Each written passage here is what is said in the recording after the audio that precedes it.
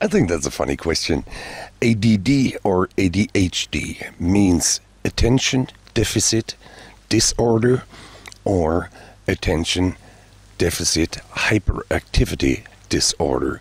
And as the name already says, it's not a mental illness or anything, it is a personality disorder.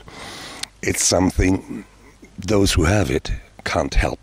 There are still tremendously many parents and teachers who are totally clear on that this is some bullshit that doesn't exist. Well, my dear learned colleagues and friends, you're wrong. You're completely wrong. Well, I can be quite frank to you. Not only that my name is Frank, but also that I am an ADHD myself, a very high degree. And I have to admit, I have been going through my childhood and youth, through my schools, always been considered to be something like a loser. I'm not. I can promise you that. But it took me some time to find a way out of it. It took me some time to work with other people in the same situation to help them work themselves out of it. It's disorder, and it means that where other people say, I want to concentrate on that, they can sit down and just only concentrate on that. Nothing can bring them away from it, or just a little bit maybe. When an ADHD or ADD is sitting there and trying to focus on something, his brain gets any impulse from the surroundings. It can be a motor on the street, it can be somebody who says something in the kitchen or somewhere else, and they are immediately out of it. Immediately. They don't know what to say, what to do, how to go on. They have to go back again and refocus. ADHD, ADD does exist. I treat so many of those people and have done it for the last 30 years. So I know it's a hell for them. It's a hell when you know you're intelligent enough, and I can tell you easily, most of the ADHD I've met in my life are far beyond average intelligence. And you can look at many of the famous people in the world who are all diagnosed ADHD and who are the biggest successes in their business. It's tremendously important that we have some kind of a support. This support has to come from school. It has to come from the parents, because we can't help it. Our dopamine in the brain does not help us to select and to say, I stick to that. There are a couple of things that you can actually do yourself without the help from a therapist. But of course, a therapist is better, especially if he is or she is specialized in ADD or ADHD. Because a person like that, or a person like me who has been through it, knows exactly what you think, knows exactly what hell you've been going through, and can show you exactly how to get through it. The first thing is, don't accept that you're ADD, ADHD. Don't accept that this would limit you. That's what I mean. Realize that, okay, what has been happening is due to a personality disorder called ADD, ADHD. Finished. So you can understand that all the things said about you and to you in all those years were crap. Crap said by people who don't have a clue what they're talking about. The second thing is, whenever you get an idea, any kind of idea, don't ever push it to the side. Don't ever say to yourself, okay, I have to remember that, I'll do it later. Because if you're ADHD, you won't remember. And even if you write it down, you need to take this first enthusiasm about, I want to do that. I can do it. And because in some fractions of a second, your brain has already outlined something it can do. And this all you're going to lose by not doing it right away. When somebody tells me, Frank, can you do that? I get up immediately, even if they say, you don't need to do it right away. I do it right away because otherwise I forget it. The third thing is see to it that your room, that your working space is clean. Parents, you have a son or a daughter with ADHD, help them.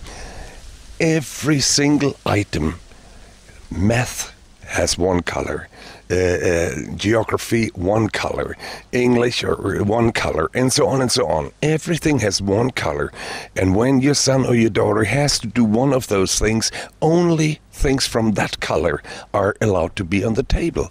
Don't mess around with him putting 20 things because he has to do them afterwards. He will forget about it because his mind will automatically look at the other colors and say to himself, yes, and I'm going to write that and that there and that there, and forget about what he has to do or she has to do at the moment. Don't forget, the brain always remembers things in pictures.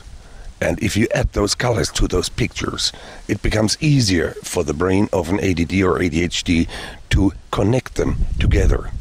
Okay? The next thing is the environment. Your environment has to be clean. There's some of us who are totally crazy about there hasn't to be one corner of dust anywhere, and they are such perfectionists, so they go crazy, get crazy by doing it, by being that, because they will not allow anybody to come into the room because there might be some dirt afterwards, or they just almost faint when they see the dirt. Most of us, though, are not. Most of us, we just put things there and say to ourselves, I'm going to put that away and never do it.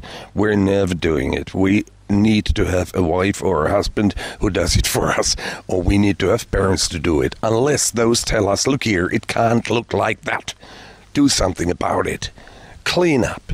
Or put those things away. They're disturbing me. And then if you start understanding, gosh, I'm doing the wrong thing, then you start also putting some order in your life and putting some order in your things. But the environment is not only that.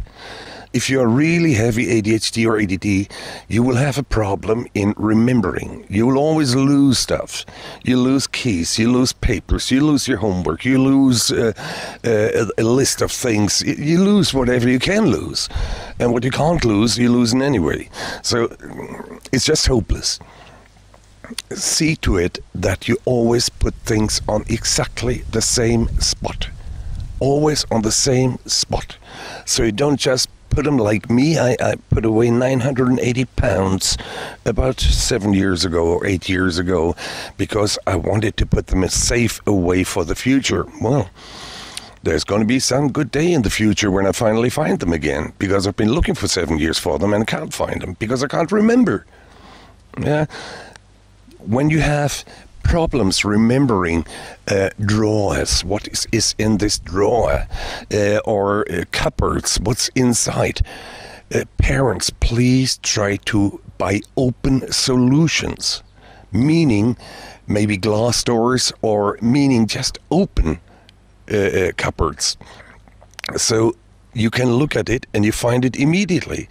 Because what happens to us, we can put something in a cupboard, in a drawer, somewhere, we go out and we come in, we don't have a clue what's in that drawer.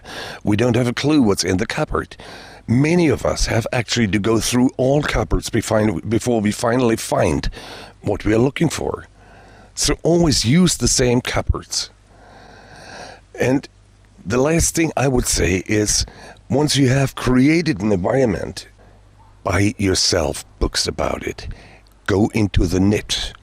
In the net you will find lots of information about groups who are working with ADHD, who are ADHD, who can share their experience. You find amongst others also my dream book, the dream book, and there you have a hypnosis tape that can calm you down and can give you some of the ideas I've been talking about right now, and maybe a little bit more, and that can help you to structure yourself. Because what you have to do is you have to learn to reprogram your brain.